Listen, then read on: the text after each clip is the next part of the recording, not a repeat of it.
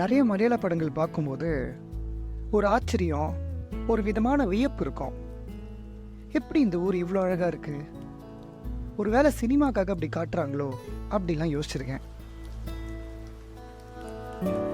ஆனால் அப்படி இல்லைங்க. இங்கே நேரில் வந்து பார்த்தா தான் தெரியுது.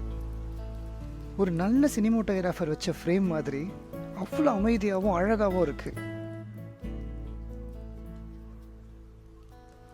இங்கே இருக்கிற மக்களும் அவங்களுடைய வாழ்க்கை முறையும் ரொம்ப இயல்பாக இருக்குது, நம்ம படத்தில் பார்க்குற மாதிரியே.